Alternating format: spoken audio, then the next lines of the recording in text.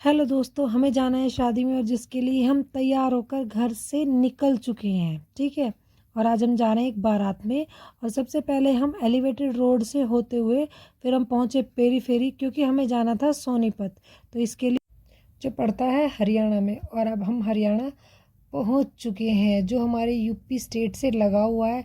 लेकिन मैं आज तक कभी हरियाणा नहीं गई हूँ, पहली बार शादी में ही जाने का मौका मिला। बहुत अच्छा लगा क्योंकि हम दिल्ली से बारात में सोनीपत पहुंचे थे और लास्ट में हम अपने डेस्टिनेशन पॉइंट पर पहुंच गए हैं।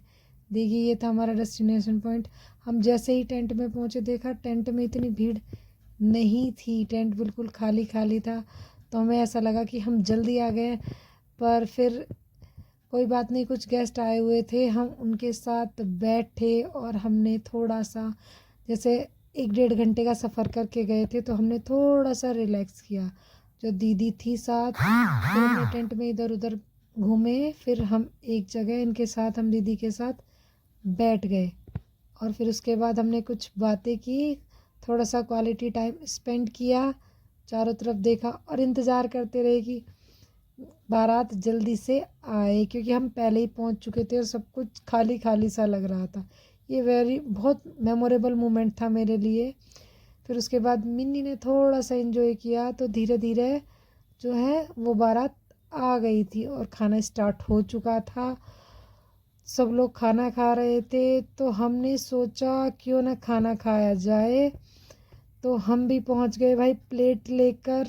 सोचा आज क्या क्या खाया जाए, तो हम भी प्लेट लेकर खाना लेने पहुंच गए।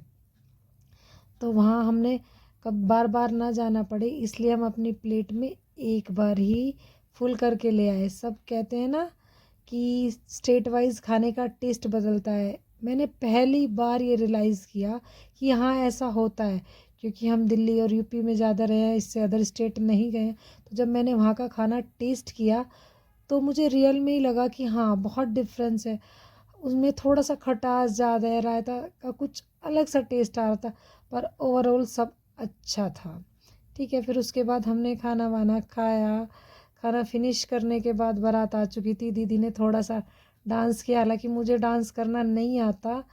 फिर हमने शादी को एंजॉय किया। एंजॉय करने के बाद हम लेट हो चुके थे, 10:30 बज चुके थे। फिर हस्बैंड बोले क्यों ना आप घर की तरफ चला जाए, क्योंकि मम्मी घर पे अकेली हैं। और इसी के साथ हम 10:30 पौने 11 बजे वहाँ से निकल गए घर के लिए। ठीक है, अब हम वापस जा रहे हैं।